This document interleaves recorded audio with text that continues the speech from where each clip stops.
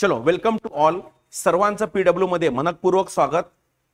Combine पूर्व परीक्षेचा जो रिझल्ट लागला तो सर्वांना धक्कादायक होता, यात कुठेही दुमत नाही. पण त्यामध्ये तुम्ही पूर्व परीक्षा पास झाले आहात, लक्षात ठेवायचं.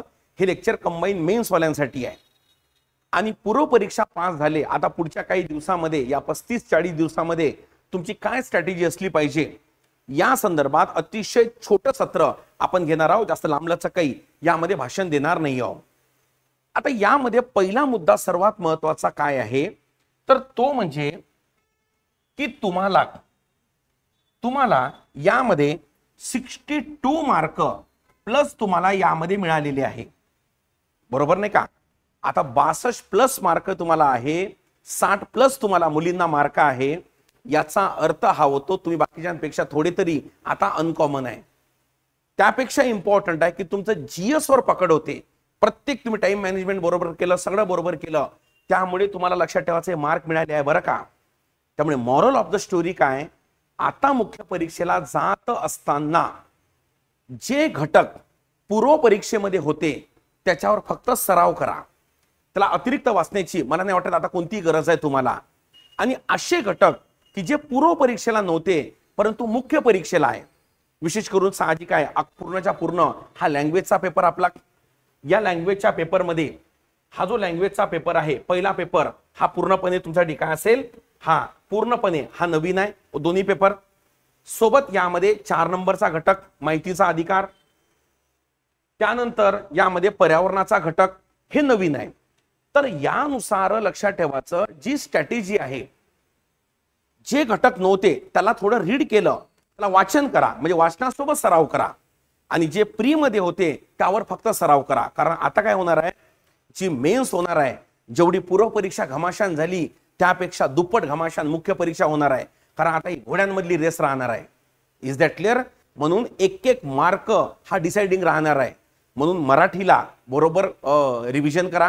कारण मराठी हा पैकीच्या पैकी, जसा आपल्या पूर्व परीक्षेमध्ये कसा पॉलिटी हा मार्क गेले नाही पाहिजे हा आपला प्रयत्न असतो, तसं मुख्य परीक्षेमध्ये मराठीमध्ये पैकीच्या पैकी आणण्याचा प्रयत्न करा. कळलं. त्याला रिव्हिजन द्या, अजून त्याला सराव करा.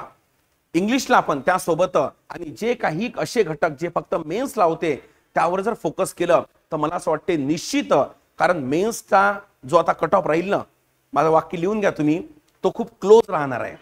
क्लोज म्हणजे करता जेवढे मुलं पास होणार ना आता मुख्य परीक्षा, त्या मुलांमध्ये पण मार्किंगची गॅप खूप मायन्यूट असणार आहे. कारण साहजिक आहे 62 घेऊन तुम्ही आले, याचा अर्थ त्या पोरांकडे स्टँडर्ड मध्ये डबल स्टँडर्ड आहे ना. म्हणून अशा वेळेस त्याला काय म्हणतात की व्यवस्थितपणे प्रिपरेशन करा, एक नियोजन व्यवस्थितपणे लावा. कारण ही रेस खूप इम्पॉर्टंट आहे. कारण कट ऑफ थोडा कमी लागला असता तर साहजिक आहे तेवढी गॅप मेन्स मध्ये पण असती. पण इथं 62 प्लस कट ऑफ चालला, त्यामुळे पेपर आयोगाचा कसा येईल हा इम्पॉर्टंट नाहीये. इथं इम्पॉर्टंट हे आहे की तुमच्यात कॉम्पिटिशन ही खूप गरम होणार आहे, खूप तगडी कॉम्पिटिशन होणार आहे. सो त्या दृष्टिकोनातून त्याला काय म्हणतात की हे सगळ्या गोष्टी बरोबर करा.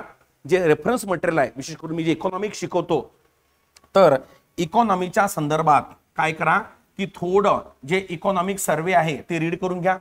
दोन्ही जे बजेट आहे ते एक वेळा रीड करून घ्या. कारण मागच्या 22 पासून तुम्हाला माहित असेल की बजेटवर प्रश्नांची संख्या ही वाढलेली आहे 23 आणि 24 मध्ये. म्हणजे करंट बजेटवर जे कोर बजेट आहे, फिस्कल डेफिसिट त्याला काय म्हणतात की प्रायमरी डेफिसिट, ते तर प्रश्न आधी पण येत होते. त्यामुळे जे करंटचे बजेट आहे, 2 बजेट, ते व्यवस्थितपणे तरी काय करून घ्या, रीड करून घ्या. इकॉनॉमिक सर्वे भारत आणि महाराष्ट्र एक वेळा चाळून घ्या, बरोबर नाही का. त्यामुळे काय होईल माहिती का, यामध्ये बऱ्यापैकी मार्क हे येऊन जाईल. पॉलिटीमध्ये तर काही प्रॉब्लेम नाही, पॉलिटीमध्ये तर उत्तम असेलच तुमचं. इथं फक्त स्टॅटिस्टिकल थोडा काय असतो पार्ट असतो. इकॉनॉमिक्स मध्ये रेग्युलर पुस्तकं वाचून तुमचे झालेले आहे बरं का. आता मी टेलिग्रामवर पीडब्ल्यूच्या माहितीचा अधिकारांचे कायदे आहे ना त्याची वाटल्यात नोट्स पण अपलोड करून देतो मी स्वतः काढलेली. म्हणजे तुम्हाला काय होईल माहितीये का, तो जो 3-4 मार्काचा फायदा आहे तो मिळेल.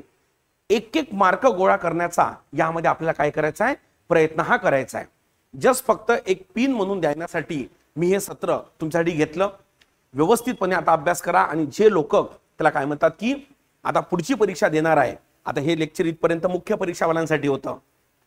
जे पुढची आता 1 तारखेला देऊन राहिले किंवा नोव्हेंबर महिन्यामध्ये जे लोक परीक्षा देऊन राहिले त्यांच्यासाठी हा चांगला संदेश आहे. आता कट ऑफ याच्या खाली येणे नाही. याच्या खालीचा अर्थ होतो जागेच्या प्रमाणानुसार 1-2 100 जेव्हा जागा वाढतात ना पोरं हो, तेव्हा कट ऑफ 1 किंवा 2 मार्कानं कमी येतो बरं का. 1 किंवा 2 प्रश्नानं कमी येतो जेव्हा 100 जागा वाढतात तेव्हा. लक्षात ठेवायचं.